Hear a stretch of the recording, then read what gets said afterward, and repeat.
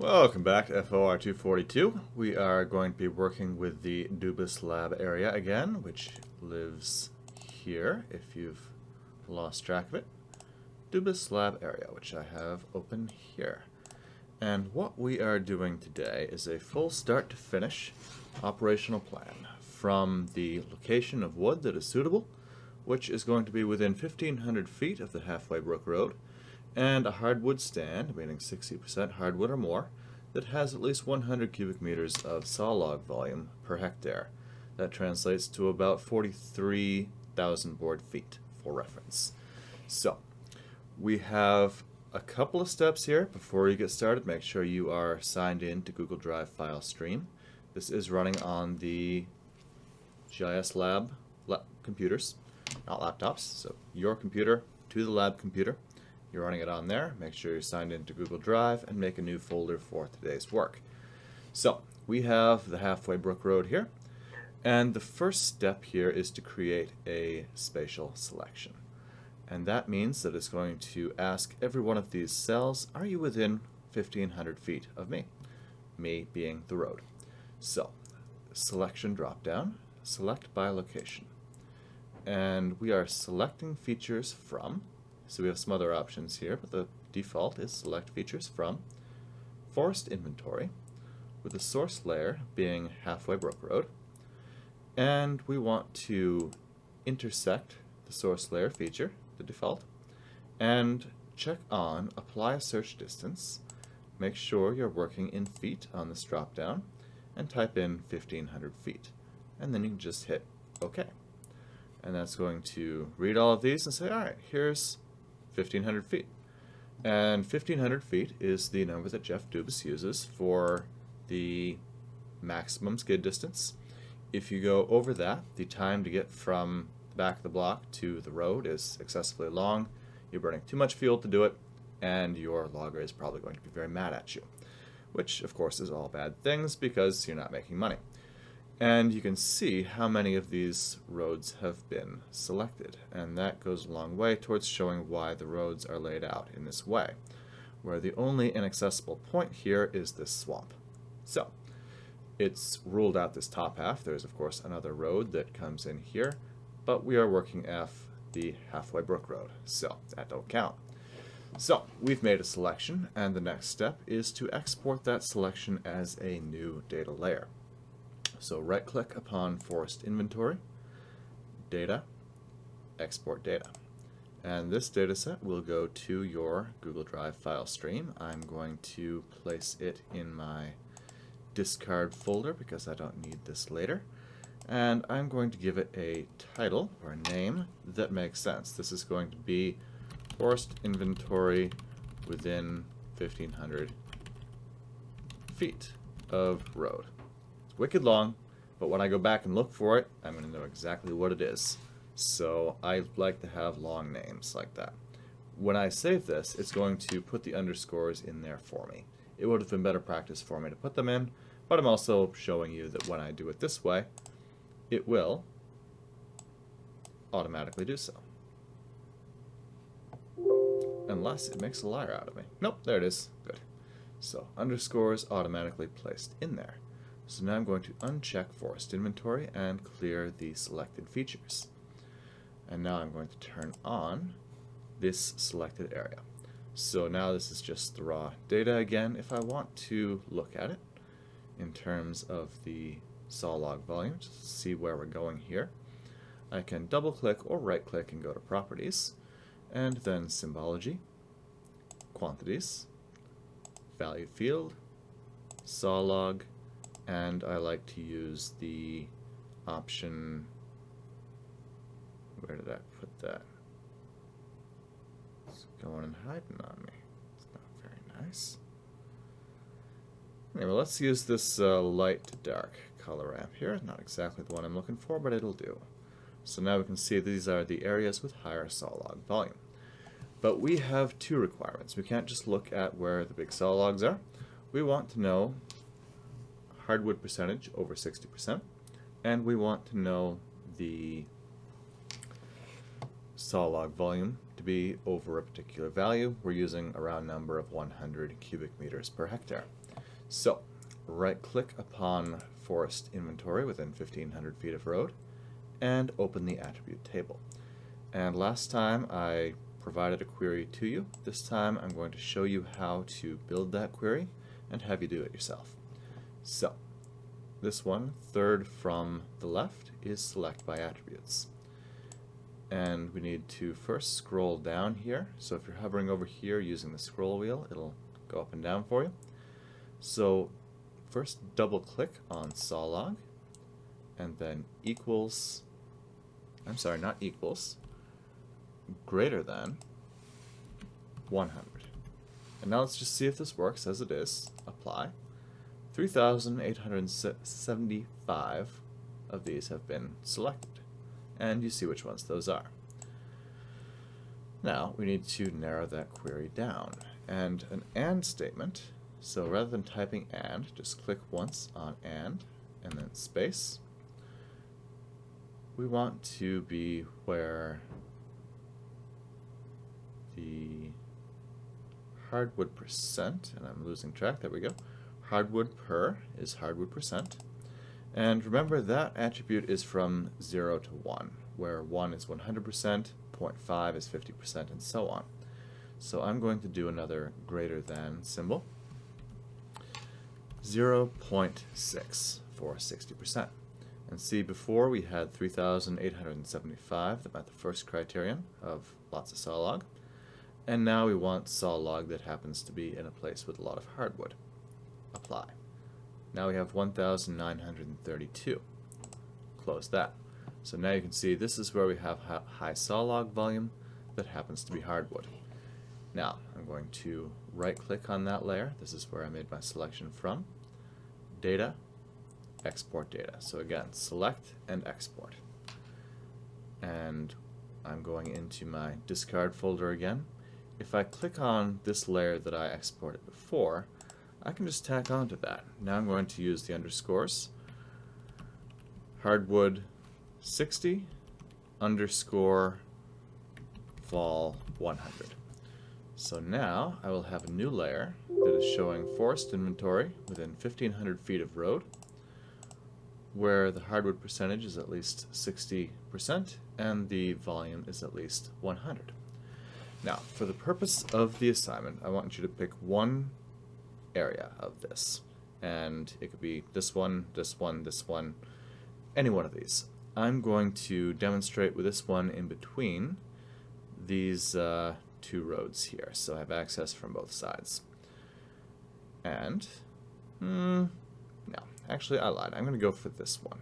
So I'm going to go with a sort of square block, and you'll see it doesn't really make sense to treat all of this as one block. You'd sort of look at this. There's actually an old harvest here. It's substantially different. And then you'd have another block off here, so you wouldn't treat that all as one huge unit. You'd sort of break it up. But anyhow, so this, I'm scrolling in, this is where I want to work. And I'm going to make this hollow, just so I can see what's going on here. And now I realize you might not be able to see that very well, so I'm going to make those thicker and black. So now you can see where all that is. Now, I'm going to go back to my forest inventory. And now I can see that doesn't show up so well, so I'm going to go to red, and now you can see these are the ones that have been selected. So now I'm going to select from this layer, the red one. No, not the red one. I'm going to select from the original layer. And I'm going to use this as a guide. I want to work with hardwood, and I want to have a stand that makes sense as an operational block. And I'm going to use all of the information available, which includes an air photo. So let's look at that and see what's going on here. So if I uncheck that, I can see there's a hardwood stand here that has not been operated recently, and you can see these skid trails in here. So there's been an operation here and an operation here. So I know that all of this meets my criteria. And I can further see that if I check that on, there is a bit of softwood back here with a high volume. So I'm going to select a block that includes that. Because if I harvest in here, I'm going to sort of have a landlocked block back here that I can't get to without running over the regeneration that I establish here. So I'm going to loop this into my block. So let's again look at the arrow photo. So I'm going to want to come out about here. So I can actually make a bit of a drawing here. I'm just going to show myself about where I want to be. So you see this little pocket of softwood here? You could access that from this way, so that's not going to be landlocked. But I want to go all the way back here as far as can be done. And then I'm going to chase down that. And now I can right click, go to properties, no fill color, and I'm going to make that a thick gray outline. So now I can see about where that operation is. And I can look at my forest inventory again and see, well, that would make a little bit more sense if I went all the way out there and included that block. So now I'm going to select from the original forest inventory layer, and only that one. I'm going to do that by right-clicking on it, selection, make this the only selectable layer. And now I'm going to use my manual selection tool. I can either select by polygon or select by lasso. Let's demonstrate the lasso because it's fun. So I'm going to start here in this bottom corner. Maybe I'll go down to here. So this is an opening. It looks like an old log landing, so that's not going to have any wood in it. But let's start down here, and anything this line intersects is going to be included. So I'm going to go all the way down here and then out, following along this line. And we're here, so we might as well go out and pick up this little bit here, or at least include it in our cruise. So we go out and take a look at it. And then I'm going to include all of that and that bit there, and make sure all of that is in. And now I'm going to release that and see that that is the selection that I've made. If I look at this and say, oof, I really didn't want that one in there, I can go selection, interactive selection method, and instead of add to current selection, remove from current selection. And then if I use my lasso here, I'll remove that, and that goes away.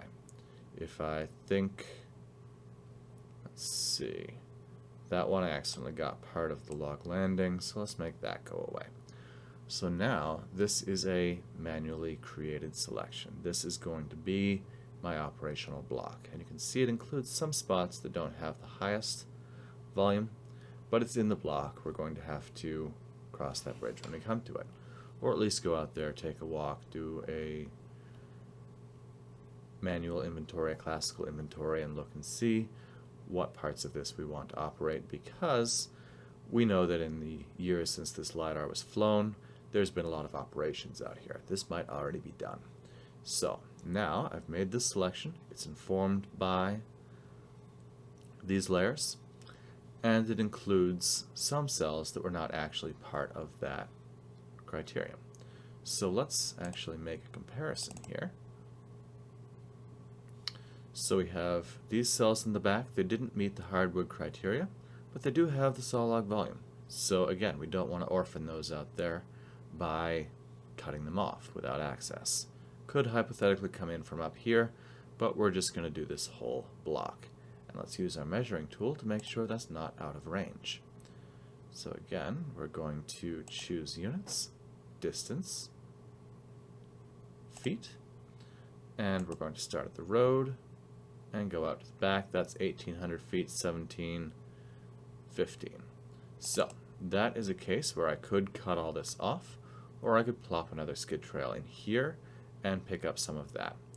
That is partly an operational choice, but let's go ahead and make it. So now I want to selection, interactive selection method, add to current selection.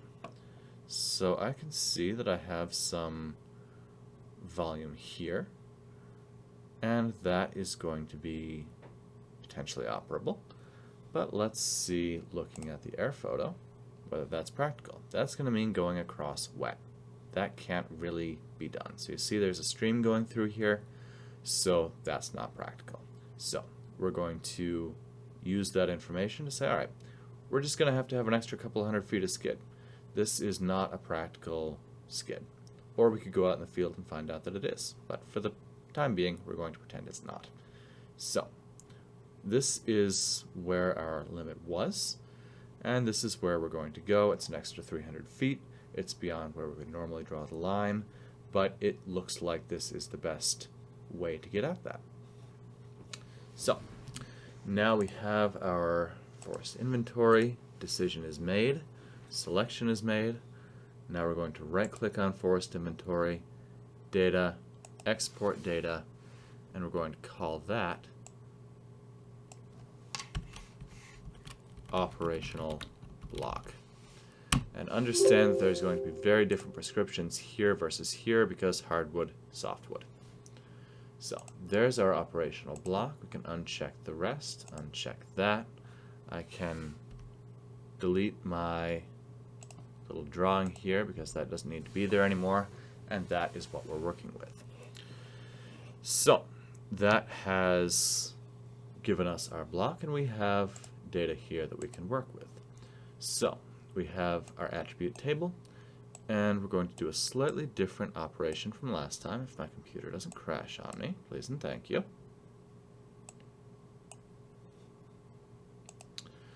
Let's go ahead and remove some of these fields. So I'm going to go to the properties and then the fields tab, and I'm going to uncheck everything, and then I want to have saw log volume. And what else do I need for this? So I've done that, and I think I'm really just gonna need for this calculation the saw log volume. Yeah, so I'll have feature ID and saw log, and just for reference, let's have hardwood percent. Okay. So now when I open that attribute table, it's a lot simpler. This is how much saw log volume I have. A couple of them are below the 100, but those are just some spots in the middle of our block, or right at the edge of it. So we want to know what the totals are, and that means we need to add some more fields. And we're going to add a new field for 1,000 board feet, a new field for the stumpage value, and a new field for the amount that we're actually going to cut, because we're going to do a shelterwood initiation cut, or a shelterwood operation that will establish regeneration, and that means we're going to, say, remove 40% of the total. So new fields, click up here, add field, and again, you have to be outside of an editing session to do this. Type double, so that's going to be MBF for 1,000 board feet, M being the Latin for 1,000, and then add field, type double, and that's going to be stumpage, okay, and then add field again, where it is stump cut, and that is the amount of stumpage that we're actually going to remove. So to get from saw log volume in cubic meters to 1,000 board feet, we are going to multiply by 0.43, where did I put that? I have it in here. 0.423. So, field calculator. So, MBF equals saw log times 0.423. That's a conversion factor to get from cubic meters to 1,000 board feet. And then the stumpage value, we're going to have to go to the interwebs, and I'm going to search for the main stumpage reports, same place as last time, and that lives down here, and we are going to go for Aroostook County. And we want saw logs, and we're just going to look at sugar maple, $157, and let's see yellow birch, which is $146. So let's take a rough average and say $150 per 1,000 board feet. And that's really rough, but it's a number we can work with. And remember, of course, these numbers are 2 years out of date, so the actual mileage will vary, which means we can just go ahead and use the round number. So, field calculator, where stumpage equals 1,000 board feet times 150. So MBF times 150. And again, we've made the error of neglecting to include the conversion to total from the per hectare value. So I'm going to actually delete this. Well, no, I'll keep that. So I'm going to keep this, and I'm going to correct this, and then this, and this will show you how it changes. So to be clear, this is 49 point something, 50, 1,000 board feet per hectare, and that was my error here. So I'm going to go back to field calculator, and it's going to be MBF, no, it's going to be saw log times 0.423, and I'm going to put that in parentheses, and then I'm going to multiply by 0.04, and that is, well, let's be precise about this, I suppose, and let's get the conversion factor that is correct. I think that's 0.3397, but I want to check that. Come here. Oh, what is it? Alright, so 0.39977. And I'll make sure to include that in the instructions for you. So, now, the total for that 0.04 hectare cell is 2.64657 thousand board feet, which means the stumpage is not over $9,000. It is going to be MBF times 150. That cell has $396 worth.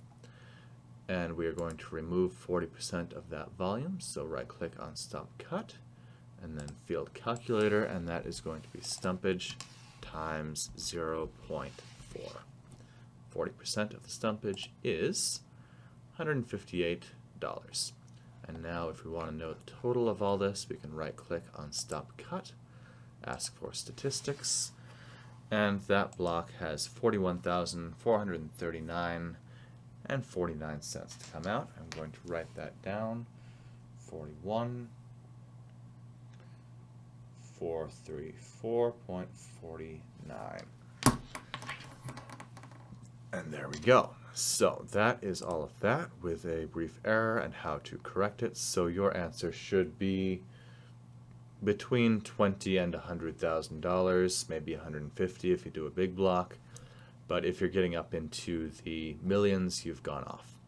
And it shouldn't be in the hundreds of dollars either. The total should be in the tens or low hundreds of thousands of dollars.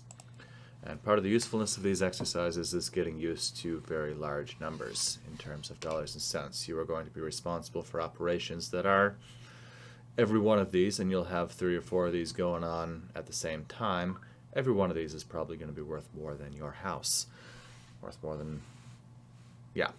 So you'll be working on operations that their dollar value is worth more than your house, probably every week. So that is a big responsibility, obviously, and that, you know, part of this class I want you to get used to these big numbers.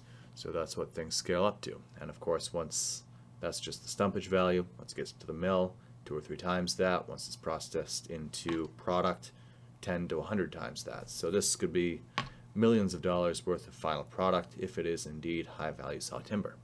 So fun stuff to think about. So we know we're going to be harvesting about $41,400 out of this. Written that down for later reference. And we need to know how to get there from here. So we're going to put a skid trail pretty well straight from the front to the back. And to do that, we need to go into the catalog, which is accessible here if you don't have it. I'm going to go to my discard folder and create there. You're going to go to your Google Drive file stream, right click upon discard, new shapefile. You could also do a new feature class. Same concept, two different ways to store data. So feature type is going to be polyline, and the coordinate system, you're going to have to edit that. And this next step will not work if you don't do this, so you have to. Projected coordinate systems, UTM, NAD 1983, zone 19 north, okay. And we're going to call this skid trail. No spaces, you can put an underscore in there if you like. And I did just hear a Snapchat here. Oh boy. Oh boy, oh boy.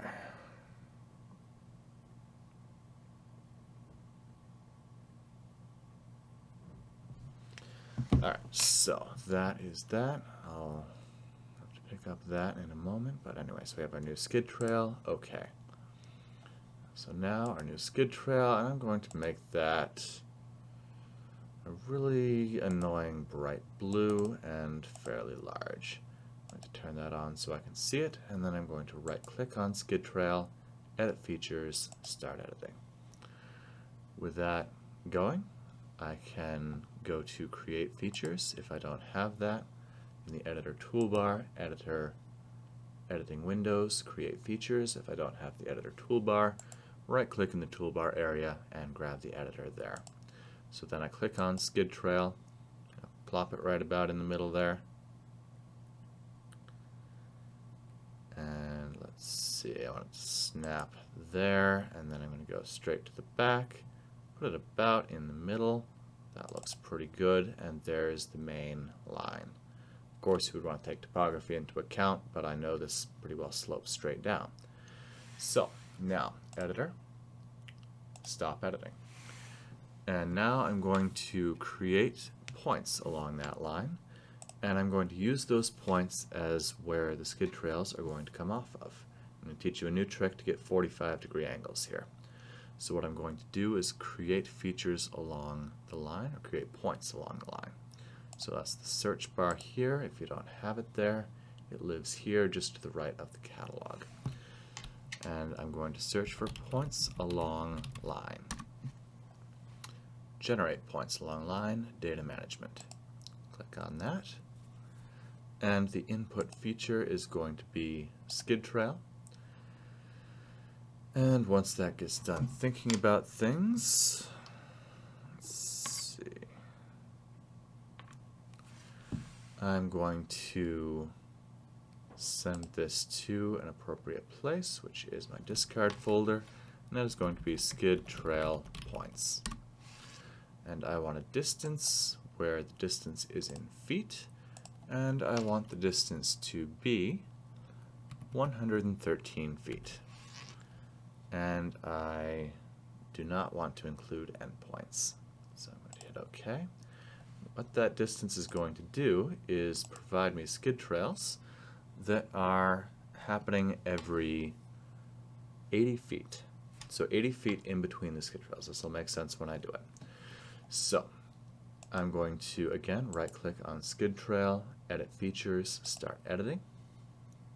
And then I'm going to go to create features and skid trail.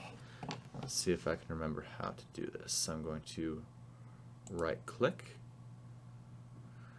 Oh no, that's not how I'm going to do that. So I'm going to click on one of these points, go up a little ways, staying real, going to the next point, right-click, and then I'm going to click on segment deflection with a deflection angle of 45 degrees.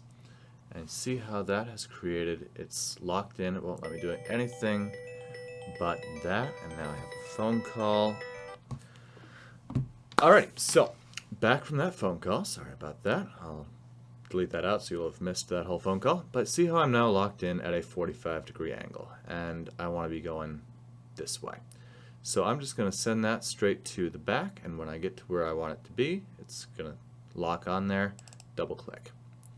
Now I'm going to do the same thing where I click, left click on the point, and then go up to the next one, right click, segment deflection.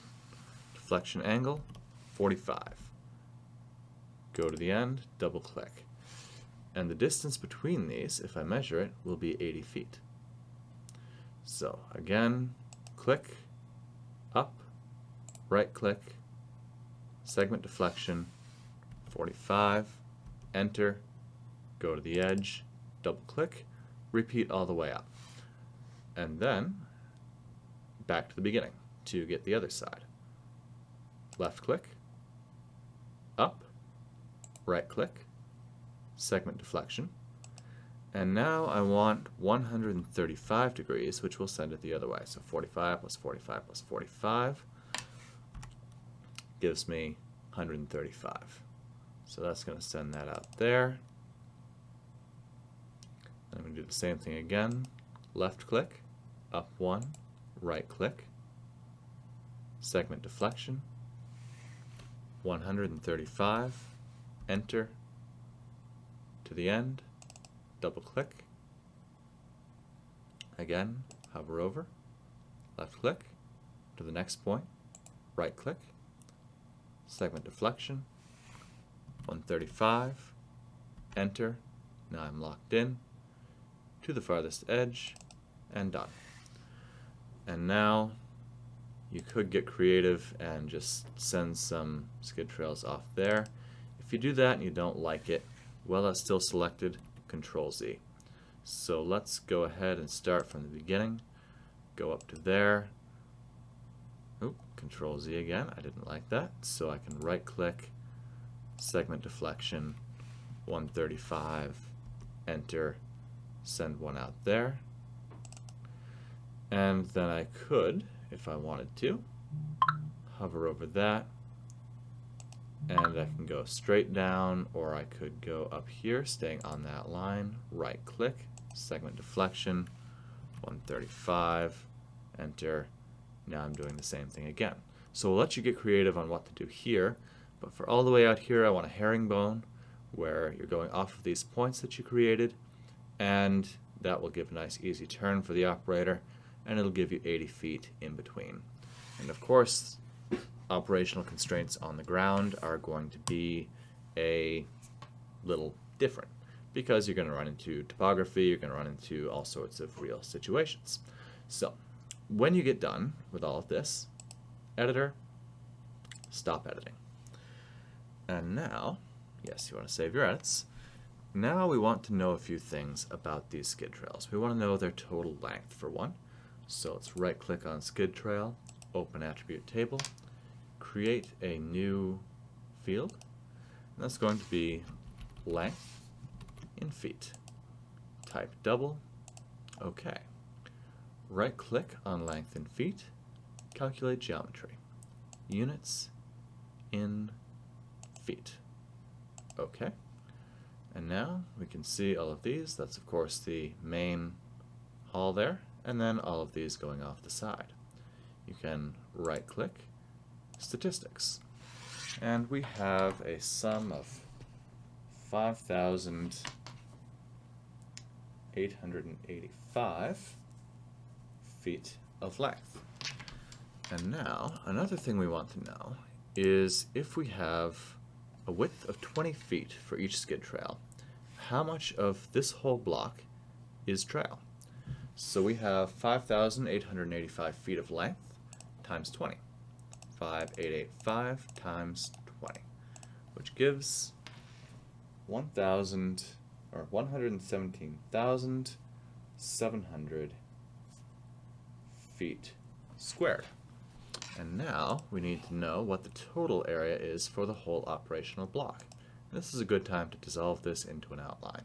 So geoprocessing, dissolve, where the input feature is the operational block. And that's that. That's going to an appropriate location, which is my discard folder. That's going to be operational block dissolve. OK. Close. So there's my operational block dissolve. Let's make that a red outline. And now let's find out what its area in square feet is. So area feet squared, type double, OK. Right click, calculate geometry, units in square feet. OK. So now we have 1,364,080 square feet. And let's go ahead and go to our calculator. So we had 117,700 divided by 136,080. 136, oh shoot. 136,4. 136,408. So that is the area in trail divided by the total area, which gives us 8% in trail. And that number is obviously low because I didn't finish all this. So your number is going to be higher than that, and that is going to be an interesting fact because the percentage in trail is very, very different between operational systems, where a feller buncher is going to have a wider trail because the wood is coming out in log length, and that means as you're going along, it's making turns, it's bouncing off things, it's going to make a wider trail, versus a processor and a forwarder, which can, instead of dragging the wood out, carry the wood out. The amount of residual damage is much less, and the skid trails tend to be thinner. So you could count on a thinner skid trail, which is great. Anyway, so working our way down here, so we've got the total value coming out. We know where the skid trails would like to be, pending operational constraints. We know the percentage of area of the block in skid trail. And let's see, we want to use the measuring tool to measure the length of the longest skid, which I can tell is probably going to be the one out here. So I'm just going to eyeball this. You'll actually measure yours. So I'm in feet here, and I can start at the beginning, go out to here, and eyeball 45 degrees. You'll have an actual skid trail here. That's 1,912 feet. So that's actually exceeded the longest skid trail that we want to have by a couple of hundred feet, which is something to keep in mind, that even though we've selected something that is within a certain distance, even if I hadn't added in these blocks, it's still going to have to be accessed by a skid trail, and it's going to end up being longer than we might have planned. So keep that in mind when you're planning, especially if you have blocks that have more complex skid trail systems. So we know the length of the longest skid trail, and now we want to have slope showing where dangerous spots might be. There's our slope model, and that's showing the raw data set. We want a classified data set. You've done this before, so that's a fine thing to do. Double click on slope. Instead of stretched, go to classified in the symbology tab. There's classified, and we only want two classes, a go, no go. And that's not where we want the breaks, so we're going to go to classify and type in right here, what do I say, 30%. So type in 30 here and leave the other number, 105.17.92603 alone. And now we have black and white, but we don't want that. We want to change from 0 to 30 to no color, and then we want this to be showing in, let's see, let's go with black because that shows up really well against everything. So there are our potential conflicts there. So whenever we're going over one of those, we are going to have to evaluate that and maybe reroute a skid trail to go and avoid those dangerous slopes or come in from the back side. That's something you'll have to evaluate on the ground and adjust your plan accordingly. And if you were on ArcGIS Online, you could do that live in the field, and it would update when you got back into cell service. So now I've already done the area here. Now I want to know what the area of this block is in acres. So I'm going to go back into that thing's attribute table, add a field, And we're going to call that acres, type double, calculate its geometry in acres. Okay, it is 31.31 acres. So that is that, 31.31 acres. And that is what you're going to make a map of. And you can use either the elevation model and hillshade as the base, showing the danger or potentially dangerous slopes, or you can use a air photo, your call. So either way, you're showing where those dangerous slopes are. If you're using an air photo, you might use a different color for the slopes. You can change that here. Let's make that bright red. And now you can see where that is. And the reason that's showing up kind of pale is that I have this display set to 50% transparency. If you change that to 0%, it'll show more clearly. So you will have skid trails all the way to the back of the block. You will know how far the longest skid is. And this is sort of a judgment call that I made. It looks difficult to access this way. Looks like we might have some wet here. So we're going to do this on one extra long skid trail and either buy the operator a case of beer or pay him a bonus for doing that extra work. That the value of this softwood lumber is going to be worthwhile. So we're going to go out there and do that, or at least go out there and check and see if it is. If it's not, we can scrap that whole back end, reevaluate, and proceed. So that is very much like the real life job. You're using the LiDAR derived force inventory as a guide to drawing your blocks. You're using the LiDAR derived slope model to look for dangerous areas, and every one of these things is something you can evaluate. So you're going to go out here, scratch your head, ask yourself the question, is this worth the extra trouble for the operator to go out there and get it? Looking at the LiDAR, it looks like it is. If in reality it is not, you'll change your plans. So you've got the skid trails laid out in theory, you'll adjust them in the field. With a field computer, you could be out there walking along this skid trail, looking at your GPS point here. Ooh, there's a vernal pool right here. I'm going to have to change that, edit that line, and go around it.